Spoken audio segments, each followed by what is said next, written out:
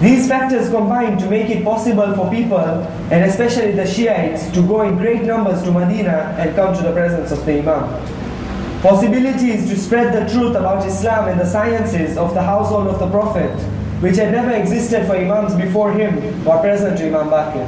Before Imam Baqir, all the Imams were really oppressed. There was no time to actually practice openly and express and disseminate information openly. But during Imam Mohamad Baqir's time, it was possible.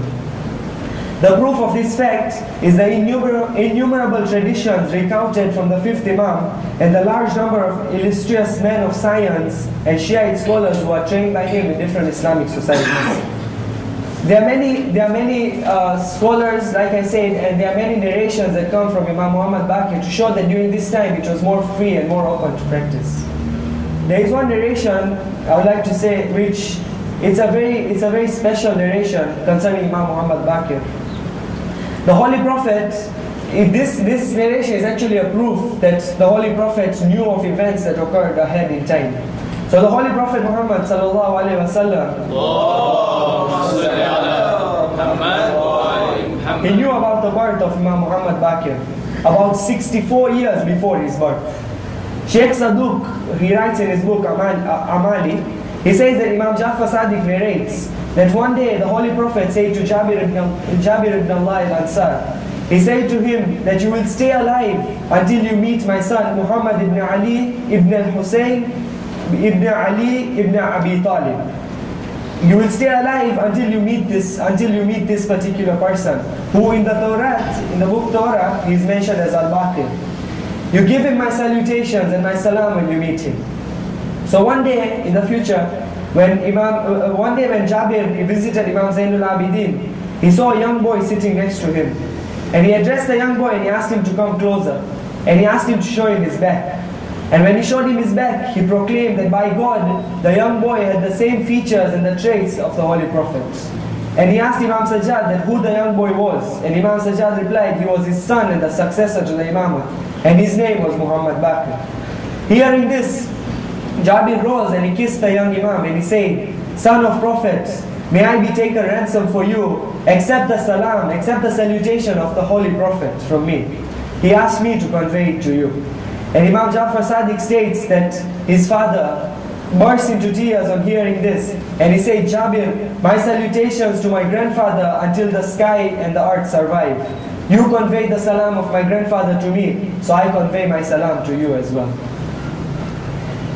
There are many narrations in history likewise. For example, we also know the famous Abu Hanifa, the leader of the Hanafi sect of the Sunni.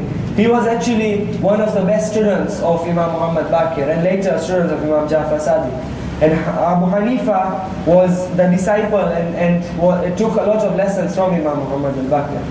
So likewise, there's so many names in history, so many famous companions who go under this line.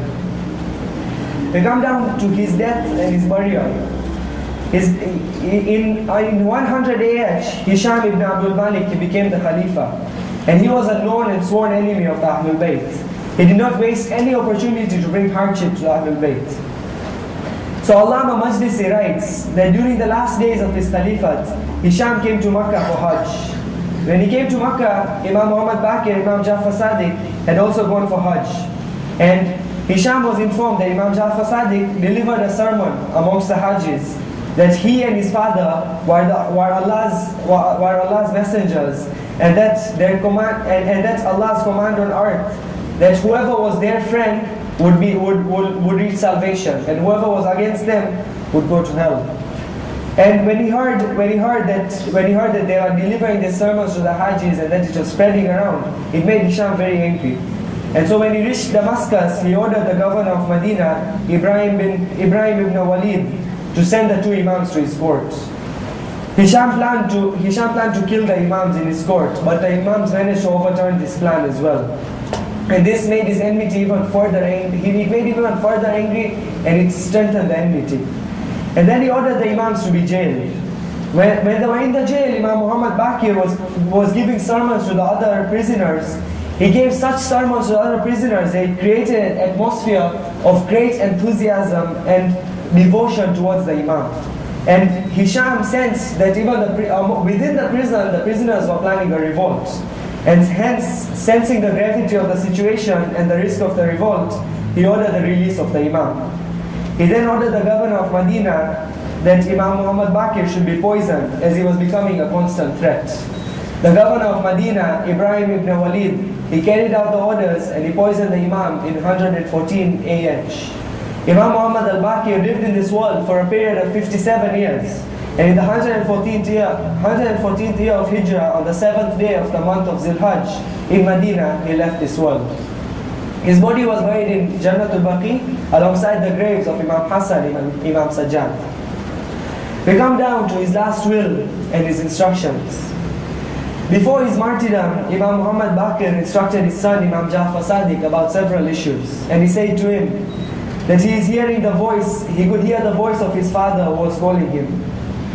He gave special instructions for his kafan and his burial, since only an imam can say the prayer of an imam.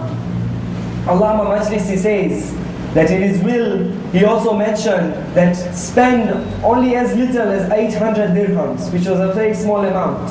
Spend only as little as 800 dirhams on my mourning and on my funeral. Scholars also mention that in his will, the Imam also mentioned that his kafan should be opened after his burial, and that his grave should not be higher than 4 fingers. When the Imam was asked, Imam's son was asked that why are there such specifications in the will that the kafan should be opened and that the grave should not exceed 4 fingers? And why should such a small amount be spent in the funeral of an imam and a leader of that particular time? The reply that came was that how can I have such funeral rites, and how can I have majestic and nice funeral rites, and how can I have a kafan which is closed, and how can I have a grave which is wide open, while compared to my grandfather who I saw in Karbala, he lay on the ground of Karbala without a kafan and without a grave.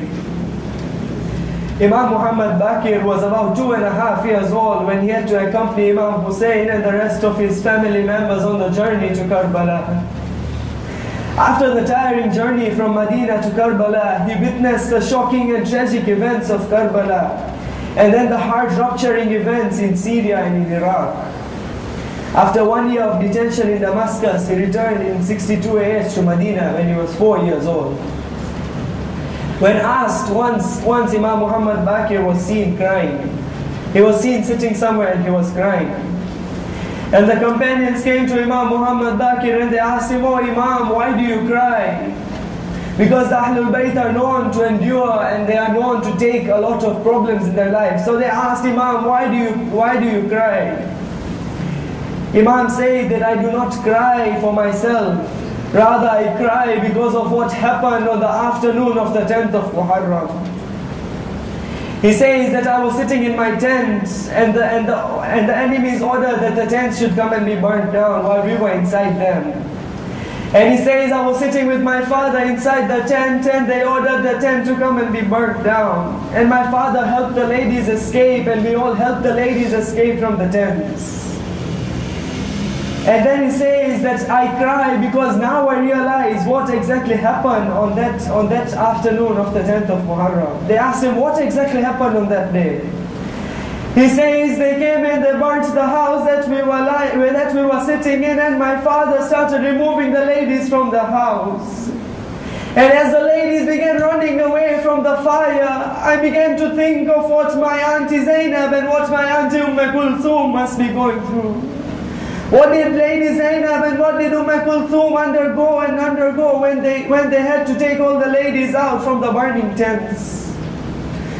There is one narration that says, someone narrates that they saw a daughter of Abu Abdullah. A young daughter of Abu Abdullah ran out of one of the tents. Some narrate that her name was Sukaina and some narrate that her name was Fatima. This young daughter of Abu Abdullah runs away from the burning tent, and as she is running, her dress catches on fire. And as she runs, the dress burns, and a man comes to her, a man by the name of Amin ibn Muslim. He comes to her and she asks him, "Oh man, are you with us or are you against us?" And he says, "I am neither with you nor am I against you. but I have some water which might help you. And she turns to him and she says to him, oh man, have you heard the verse in the Quran which says, فَأَمَّا الْيَتِيمَ فَلَا تَقْهَرْ? And he says, yes, I have. And she says, have you heard the verse which says, as for the orphan, do not hurt them? He says, yes, I have. She tells him, أَنَا يَتِيمَةَ أَبَا عَبْدِ اللَّهِ, I am the orphan of Aba Abdullah. She then says to him, have you heard the verse, وَأَمَّا السَّائِلَ فَلَا تَنْهَرْ? And when the questioner asks you for something, do not reject them. He says, yes, I have. She says, can I ask you to show me the way to Najaf al-Ashraf? He points in a particular direction and he says, look in that direction, that is Najaf.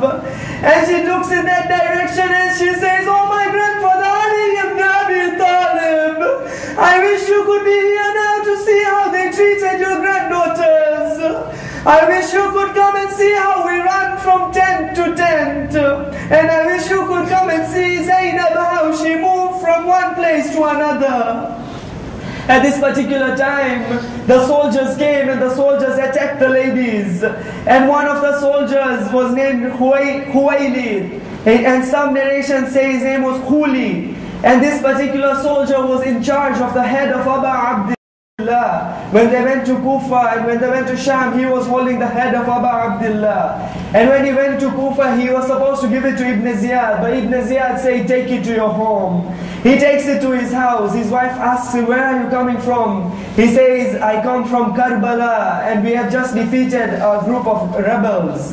And then they go to sleep. And at night in the dream, in the wife's dream, a lady comes in the wife's dream. And a lady comes and she tells her, oh lady, do you not know that in your house is the head of Aba Abdullah? Oh lady, do you not know that in your house lies the possession of the granddaughters of Rasulullah? And the lady gets up and she wakes her husband up and she asks him, do you have anything that is the possession of the granddaughters of Rasulullah? And he says, yes, I have. And she says, where is it? And he says, raise the pillow. And as she picks up the pillow, she sees two small earrings over there, two small golden earrings. And she says, whose are these? And he says, this belonged to one of the daughters of Aba Abdullah.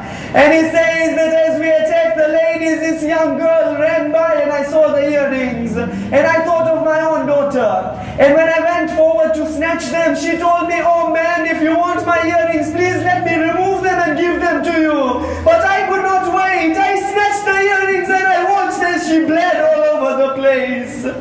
And then the wife asks him, oh Khuli, is there a head in our house? And he says, yes, the head is in the oven of the kitchen. Imagine where he places the head. And as she walks into the kitchen to get the head from the oven, she sees a lady in black standing over there. And she says to the lady in black, oh lady, tell me, who are you? And the lady says to her, I am the mother of the head which is in this oven.